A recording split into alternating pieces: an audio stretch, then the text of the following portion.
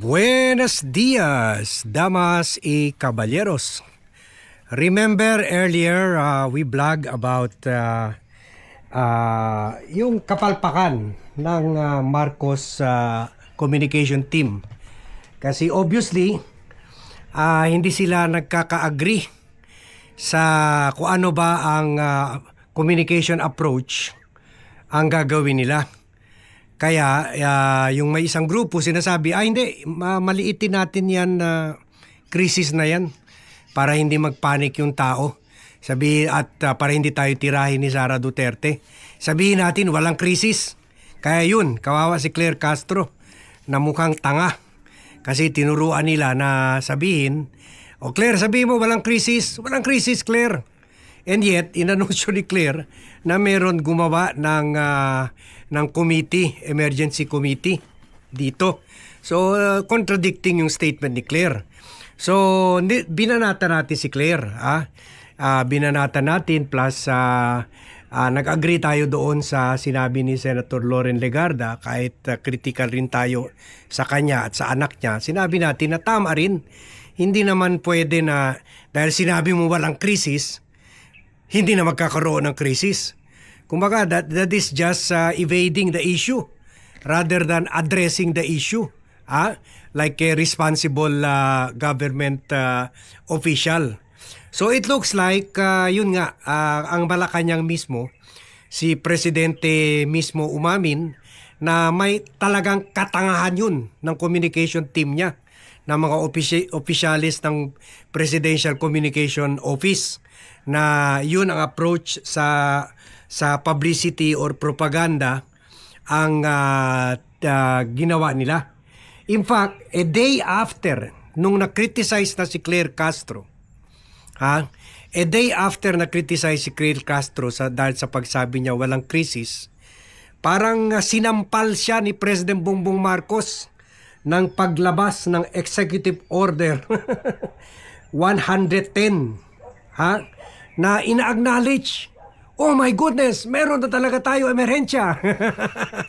Sampal yung kay Claire. Sampal yung sa mga bobo dyan sa Presidential Communication Office. At yung executive order creates declares the country to be under a national energy emergency. A state of national energy emergency. So, kumbaga, in short, tama na naman si Bat. May tama na naman si Bat. Na dapat ganitong approach. Hindi yung parang para hindi ka makriticize dahil kulang ang response ni Presidente. Sinabi mo, sasabihin mo na lang na walang krisis kahit talaga alam ng lahat merong krisis. Hindi lang sa Pilipinas, kundi sa buong mundo. So, yun, buti naman ito.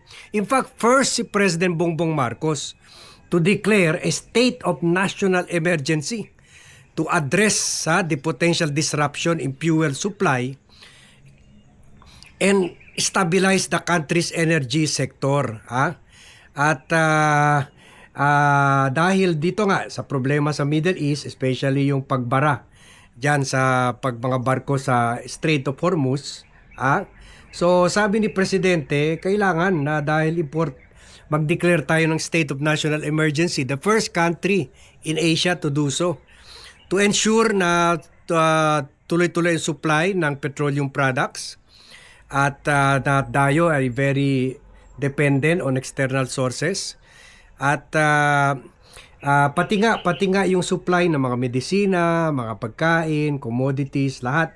Kumbaga, all of government approach ito. Hindi lang ito sa energy, kundi availability of the domestic energy supply, uninterrupted delivery of essential services, continuity of economic activity, and protection of vulnerable sectors. Yung mga sektor na maapektuhan ay matulungan. At tuloy-tuloy yung walang disruption sa supply ng distribution of fuel, food, medicines, and other essential goods, and ensure the continued operation of public transportation utilities and healthcare services. So ito ang maganda sa measure na yan. Kumbaga, hinaharap na talaga ni President Bongbong Marcos at ina-acknowledge na niya. Kumbaga, wala naman problema kung i-acknowledge mo na may crisis.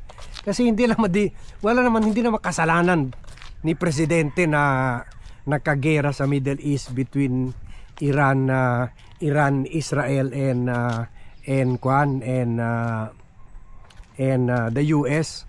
Kumbaga, mas maganda pa nga yung proactive para yung sinasabi natin, lahat ng gobyerno dapat magtipid, lahat cost cutting na, yung mga sasakyan igarahe na, yung mga sasakyan na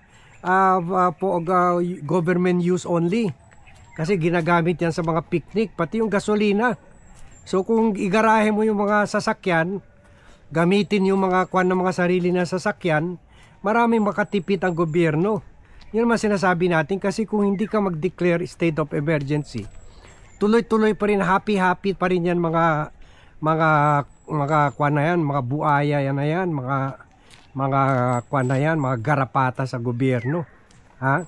Tuloy-tuloy pa rin yung mga party and mga travels nila. So ngayon mayroon ng state of emergency, so energy emergency. So everyone will be, lalo na yung mga government officials, they will be put in place.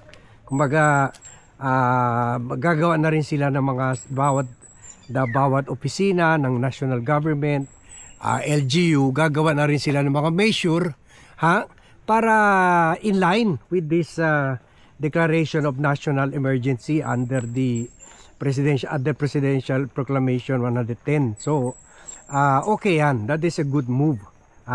That should have been the move from the very start, kaysa yung sasabihin walang krisis. Talagang kabubuhan na talaga yun. Hindi lang yun walang krisis, walang utak na pa rin yun. Alam naman natin, tinuruan lang si Claire or inutusan lang si Claire na i-anunsyo mo walang krisis. Pero kabubuhan yun, kasi it shows you Malacanang to be parang living in a fantasy world. Si President Bongbong Marcos, mas lalong sasabihin nila, high na high ang presidente natin. Walang napapansin kung ano nangyayari sa bansa natin o nangyayari sa mundo. Di ba? So mas grabe yun na ang presidente either walang paki sa atin or walang awareness of local, domestic and international issues. So yan na yung sinasabi natin, kaya parati talo, as we said in an earlier vlog, kaya parati talo sa communication war itong Malacanang, kumpara sa mga DDS, kasi very traditional sila. Ngayon nga nakita ko meron pa sila tie up with mga newspapers, TV, radio, na hindi daw sila gagawa ng fake news. Hindi naman talaga gumagawa ng fake news yung mga TV, radio, newspaper. Kaya nga credible sila. Dapat ang tie-up na ginawa nila yung mga vloggers, kasi yan na ngayon. Mas marami na, siguro mga 70% ng mga tao ngayon ang mostly pinapanood nila yung mga vloggers na maliliit o malaking vloggers. Diyan na ang kuha nila, favorite source of news na. Di ba? Kahit kayo, kahit meron na ang Senado, ABS, GMA na mga live pinapakita.